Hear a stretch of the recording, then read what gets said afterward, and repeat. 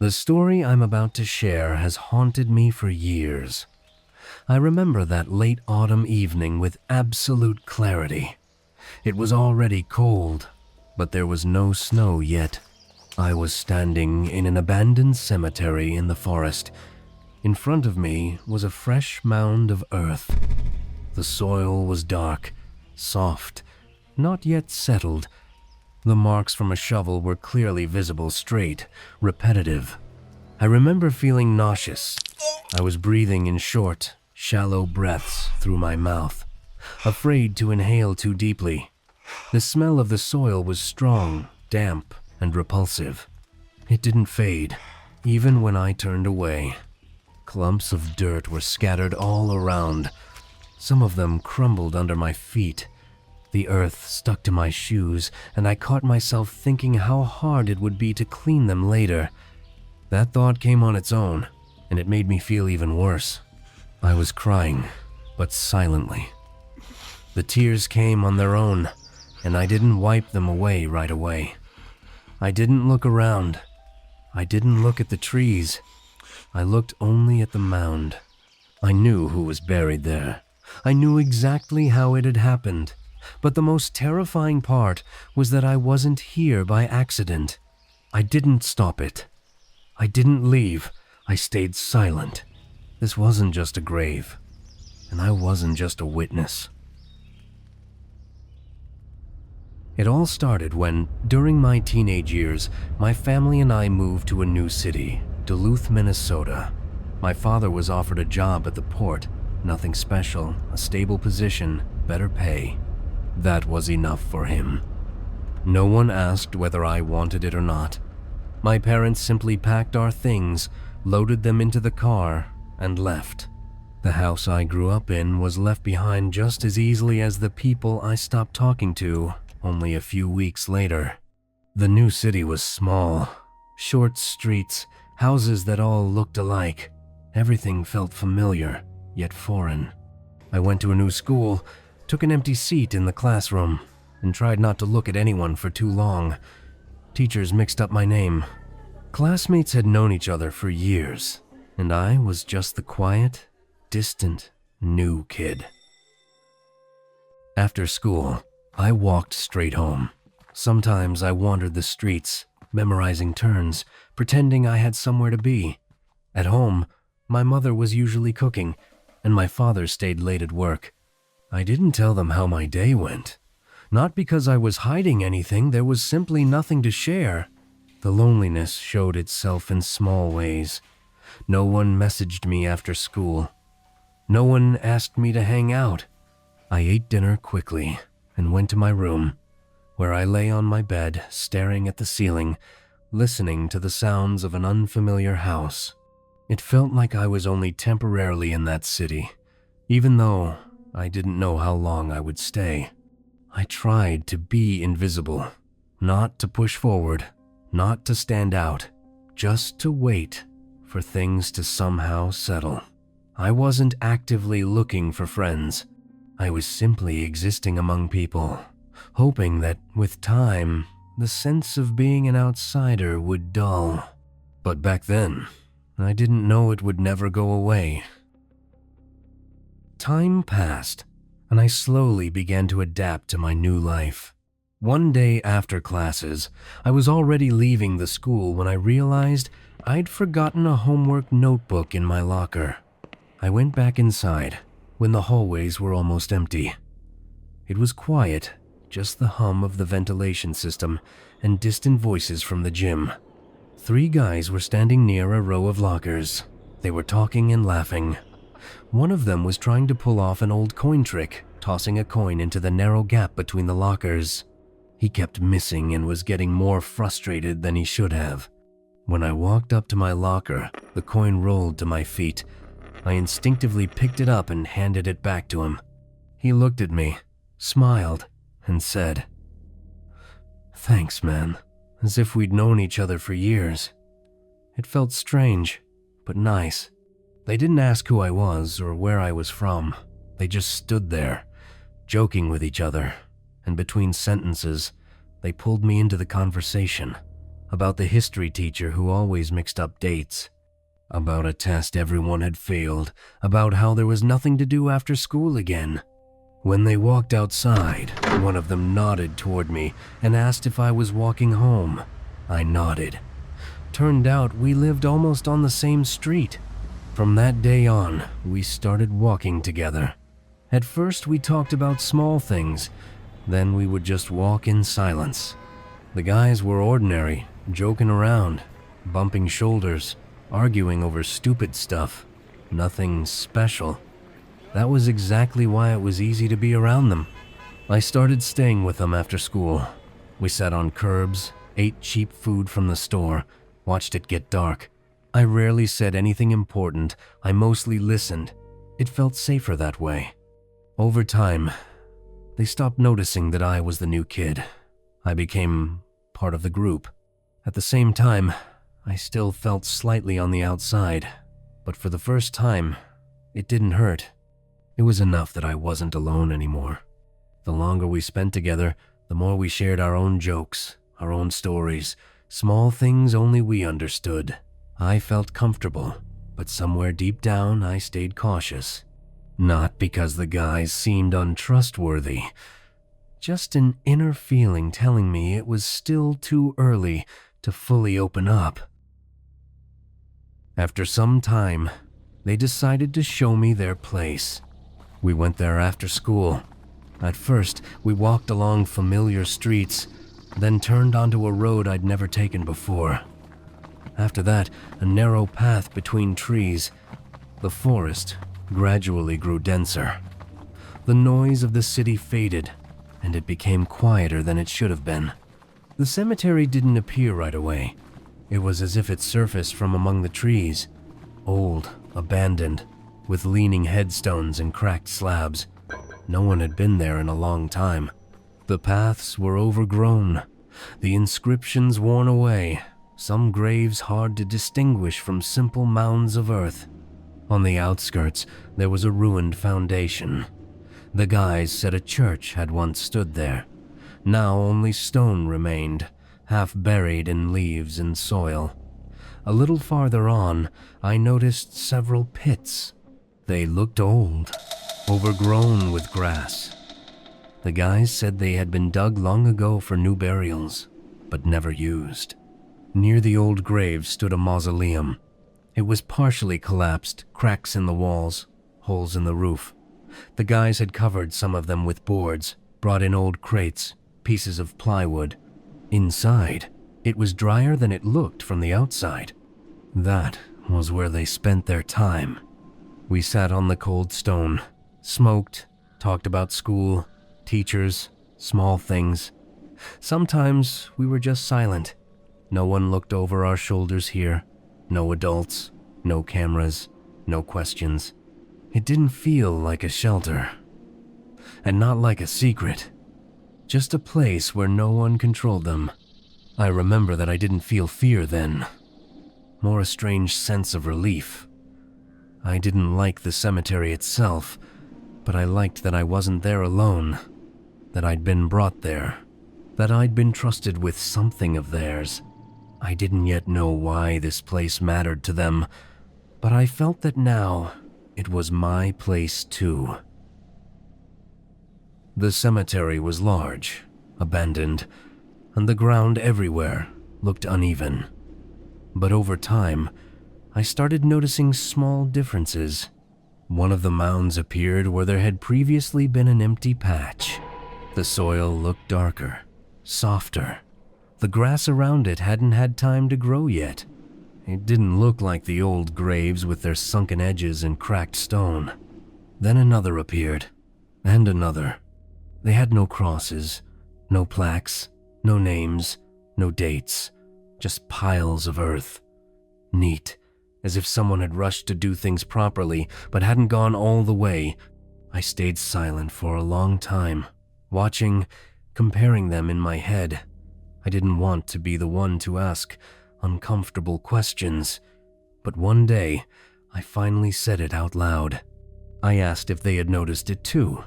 The guys exchanged glances. Someone shrugged. Someone said it was probably just an old section they hadn't noticed before, that no one had maintained this place in years, that the ground could have settled or shifted after heavy rains. Their answers didn't sound convincing, but they were enough to close the subject. After that, we didn't talk about it anymore. We never agreed on it directly, but we all understood the same thing. If we told adults or the police, questions would start. Someone would show up, dig into the ground, examine the place, put up tape. Our parents would find out. We'd be forbidden to come here. The place that was only ours would disappear. Silence became the simplest solution. Pretending nothing was happening turned out to be easier than admitting that something was wrong. We kept coming, sitting in the mausoleum, talking about small things. And the mounds were just there, like part of the landscape. And the longer I looked at them, the more I caught myself trying not to think about who had left them there and why. Over time, the abandoned cemetery became an inseparable part of our walks. Sometimes we would agree in advance to meet there. I saw those mounds every time we came. From time to time, new ones appeared. Even when I tried not to look in that direction, I knew where they were. I remembered their placement, their shape, the color of the soil. The unease never went away. It wasn't loud, without panic. More like a constant tension in the body that you only notice when you're alone. But I didn't say anything. I avoided putting it into words, even in my own thoughts. I accepted the rules of silence. Everyone acted as if those graves didn't exist, and I began to do the same. But as it turned out, the guys still noticed my guarded behavior. They started talking to me differently, addressing me directly more often, asking my opinion on small things. They asked what I thought about the new mounds. I offered cautious theories, but mostly kept quiet. I began to feel like I was a full part of the group now. After all, we were bound by a shared secret. I realized that what mattered to the guys wasn't what I thought, but what I didn't do. I didn't ask unnecessary questions. I didn't take the cemetery's secret beyond its boundaries. I didn't break what already existed. My silence became something like permission. The group held together through simple things: shared time, the absence of control, and an unspoken agreement not to talk about what didn't need to be said. And I fit into it faster than I expected. It felt to me like I had simply learned to be careful. Nothing more. I didn't yet understand that sometimes silence is an action too. Around the same time, I met Emily at school. She was a girl from a parallel class. We hadn't crossed paths before. We first spoke by chance after classes, in the hallway. She asked what time it was because her phone had died. I told her, and that could have been the end of it. But we walked out of the school together and headed in the same direction. Then it happened a few more times. A few short conversations. No flirting, no big words. We talked about small things, school, teachers, how quickly it gets dark in the fall. With her, it was easy to be silent. I didn't have to pretend to be anything. I noticed that I started looking forward to those conversations, that I'd glance toward the exit when the final bell rang. It didn't feel like anything major, just the sense that being around this person made me calmer. She wasn't part of the guys' group. She didn't know anything about them at all, and that, I think, was what I liked. With her, I felt different, not guarded, not restrained. More open than I was used to being. Over time, I wanted to show her a part of my life. Not all of it, just the place where I spent a lot of time. It felt like bringing her there would be a sign of trust, that she would understand. I introduced her to the guys first. They took it calmly. Someone joked, someone just nodded. No one was against it, but no one showed much interest either. When we went to the cemetery together for the first time, I watched her reaction.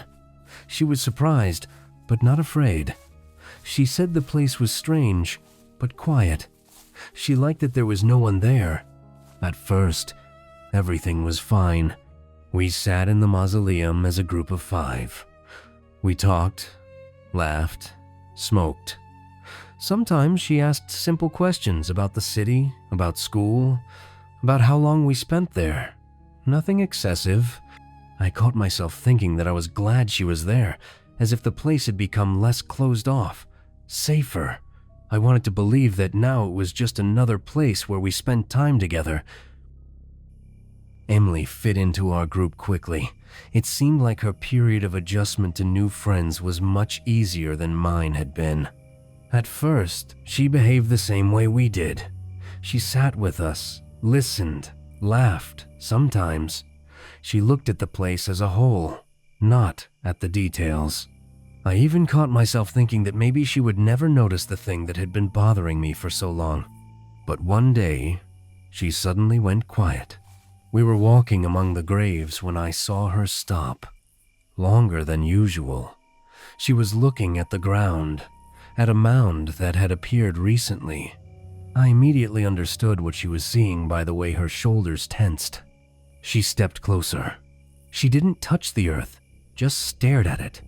Then she turned to us and asked what it was. No one answered right away.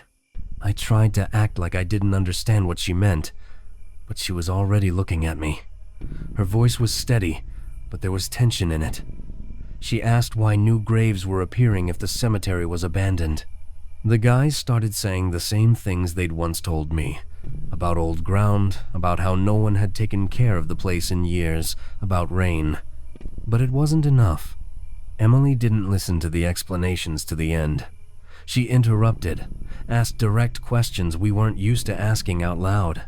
She said it wasn't normal, that it didn't happen like this, that if someone was really burying things here, adults should know about it. She spoke faster than usual.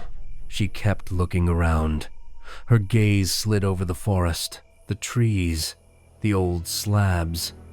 She said she felt uncomfortable here now. Then she said the thing I'd been afraid of, that we needed to tell our parents, or go to the police. The guys tensed up immediately. I could feel it without a word being said. The air grew heavier. Someone laughed nervously. Someone said she was overreacting.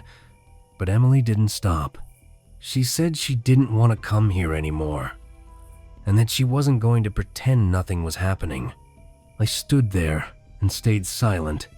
I watched as, in that moment, she stopped being part of the group.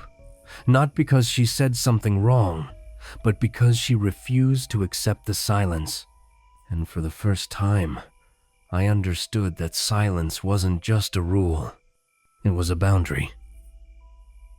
None of us expected that kind of reaction. Emily spoke fast, sharply, as if she was afraid to fall silent for even a second. Her voice was shaking, her words piling over one another. She gripped her phone so tightly her fingers turned white. I heard the familiar sound, a short, dry click as the screen lit up. That sound suddenly felt far too loud for the forest. She took a step back, then another, half-turned, already searching for the path with her eyes. The guys exchanged glances. I caught it out of the corner of my eye. There was no panic on their faces, no anger. There was understanding. A decision made quickly, because there was simply no other time. They knew that if she left and talked, everything would fall apart. Questions would start, searches, people in uniforms, adults who would come here and call this place not ours, but evidence. In that moment, Emily became a threat because she refused to stay silent. Emily spun around sharply and was about to head back, but two of the guys grabbed her almost at the same time. At first, carefully by the arms, by the shoulders. They spoke quickly, stumbling over their words. Told her to calm down, that she'd misunderstood everything, that there was nothing like that here, that they just needed to talk. Emily struggled. Her voice broke, but she didn't beg. She kept repeating the same thing, that she would tell everything. that this wasn't right. I heard leaves rustling underfoot, dry branches snapping. I heard her breathing turn ragged. For a few seconds, everything seemed to freeze. She went silent, stood tense, breathing heavily. The guys spoke more quietly. I felt relief come too early. I thought it would be okay, that they'd let her go, that we'd just leave. From the stress, I felt short of breath and took a few steps away. I inhaled deeply, trying to calm myself. I didn't want to watch, and even less to take part in convincing Emily. I understood her urge to tell adults. Until recently, I had been fighting that same urge myself. And then she broke free. Suddenly, forcefully. I heard swearing. I heard her running her steps uneven, frantic. She was shouting that she'd tell everything, that she'd go to her parents, to the police. They caught her. I turned around and saw Emily fall, with two of my friends going down with her. A dull thud followed. The scream grew quieter. The third guy shouted my name, told me to help. I stood there, staring at the ground. I need a minute. I can't be here. My voice sounded empty, like it didn't belong to me. I stepped away and went into the mausoleum. Inside, it was cold. The stone pulled the moisture out of the air. It smelled of dampness, old dust, and something metallic rusted. I leaned my back against the wall and closed my eyes. What happened next is something I will never forget.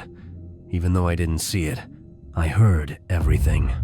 Screams, leaves rustling, the sound of feet dragging across the ground. At times, the screaming faded, and I heard them struggling, heard Emily trying to break free, and then, a few moments later, I heard the sound that sent a cold sweat down my spine, the scrape of a shovel. I held my breath and listened. Maybe I imagined it, but no. I could clearly hear the dull blade of the shovel driving sharply and repeatedly into cold, wet earth. Somewhere in the distance, Emily's sobbing carried faintly. My body froze in terror. I wanted to rush out and save her, but my legs felt numb, and the nausea forced me to sink back down. About 10 minutes passed, minutes that felt like an eternity. I was almost coming back to myself when the forest silence was torn apart by another horrific scream. It was Emily again. That scream still rings in my ears. That's not how someone screams from pain or even despair, but from terror, from realizing the most horrible thing imaginable. I covered my ears with my hands, but it didn't help. Then the scream turned into choking, coughing sounds, like someone trying to breathe while swallowing soil. The dull thuds of clumps of earth falling down, the scrape of the shovel, the shuffling of feet. The forest didn't react. A branch cracked somewhere. A bird flew past. The wind stirred. Emily's voice grew weaker, broken. Then it disappeared completely. I felt sick. My hands and feet were cold, but I wasn't shaking. It was like my body had shut down. There were no thoughts in my head, only the sound of blood pulsing in my ears. I knew I should go out there. I knew I should at least try to help her. But at the same time, I understood there was nothing I could do against 3 people my own age. The guys didn't come back right away. I heard footsteps only after I stepped out of the mausoleum. They were sweaty, dirty, silent. No one looked in my direction. A strange silence filled the forest, not a natural one, but a tense one, as if something in it had broken. We sat down near each other, but not close. No one said anything. I could hear them breathing heavily, trying to steady themselves. Someone wiped their face with a sleeve. Someone stared at one spot for a long time without blinking. No one said her name. There were no words about what had happened. No excuses, no explanations. We just sat there until dusk completely covered the cemetery. The air grew colder, and the smell of earth became stronger. Then someone stood up. The others followed. We parted without agreements, without looks, without gestures. Each of us went our own way, as if it had all been planned in advance. The days that followed were strange. At school, we saw each other, but didn't approach, didn't sit together, didn't nod. If our eyes met by accident, we quickly looked away. No one texted, no one reached out. I didn't initiate meetings, neither did they. It felt like we had all silently agreed to pretend that evening had never existed, but the silence between us was too loud to believe in. Life didn't stop. The next day at school, someone said that Emily hadn't shown up for classes. At first, it didn't seem strange. Someone joked that she probably overslept. Others assumed she was sick. By the end of the day, her name came up several more times in the hallways, in class, by the lockers. A few days later, notices started appearing around the school. They were taped to doors, bulletin boards, walls near the entrance. Her photo, a description of what she was wearing, a phone number. People stopped to read them, took pictures. Someone said they'd last seen her after school. Someone else said she'd been walking in the wrong direction. The search began. Police came to the school. Teachers stepped out of classrooms. Some students were called into the hall. Whispers spread, attempts to speak quietly that didn't quite work. The air in the building grew tense, like everyone was waiting for something inevitable. One day, they called me in too. We sat in a small office. 2 police officers, a desk, the smell of coffee and paper. They spoke calmly, without pressure. Asked when I'd last seen Emily. Whether we talked. Whether we knew each other well. I answered slowly, chose my words carefully. Said we sometimes talked after school, that I hadn't noticed anything strange, that I didn't know where she might have gone. I wasn't lying. I just wasn't telling everything. Her name started coming up every day, in conversations, in class, on the news. Every time I heard it, I felt something tighten inside me. Classmates asked me, teachers asked me, people I knew asked me. I gave the same answers every time, short, without details. I wasn't silent because I was afraid of the guys. I was silent because I knew that telling the truth wouldn't just mean turning someone in. It would mean admitting that I was there, that I heard everything, that I stepped away, that I made my choice and didn't stop them. Time passed. The searches became less active. The notices disappeared from the walls. People talked about her less. Some said maybe she'd just run away. Others said the chances were already slim. I kept living in the city. I saw the guys. Sometimes we talked about school, about small things, as if nothing had happened. We didn't go back to the cemetery together, but we didn't avoid each other either. Silence became familiar. It no longer pressed down on me. It just existed. Only when I was alone with myself did the memories of that evening tear me apart from the inside. My imagination filled in what had happened beyond the walls of the mausoleum. I replayed possible versions of what I could have done, but it always came back to the same conclusion. There was no way I could have saved Emily. Now, many years later, I'm standing in the cemetery again.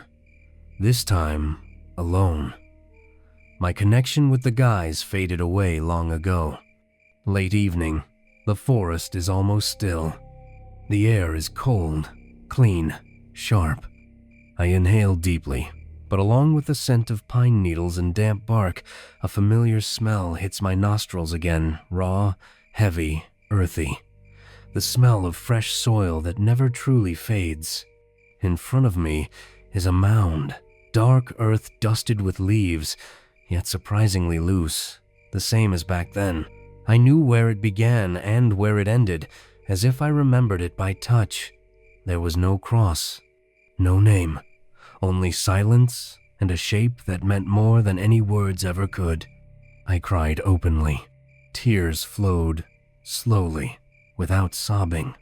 It felt like it wasn't just my face crying, my whole body was. I stood there trying to breathe evenly, but every breath reminded me where I was and why I was there. My head felt clouded. My thoughts wouldn't form into anything coherent. I don't know how to live with this. I don't know what to do with the memories, with the sounds, with the silence I carry inside me. I stood there for a long time, long enough for my legs to go numb, long enough for night to fully settle over the forest. No one came. No one interfered. The abandoned cemetery remained the same, indifferent and quiet. At some point, I realized that nothing here would ever change. I wiped my face with my sleeve, took a step back, then another. I didn't look around. I didn't search for anything new. I simply turned around and walked away. I still often think about who Emily was, about who those guys were. I wonder if I could have protected her somehow. After all, it was me who brought her into that cursed forest. But is it really my fault? Emily chose not to stay silent and paid the price for it. This dilemma has lodged itself in my head forever, along with the sense of guilt. Maybe if things had gone differently, we would have started a family, and the guys would have become my closest friends. But now, I'll never know. Friends, be sure to share your thoughts in the comments. Did you like the story? What would you have done in the main character's place? Don't forget to subscribe to the channel, leave a like, and support me on Patreon. That's where you'll find interesting and exclusive stories.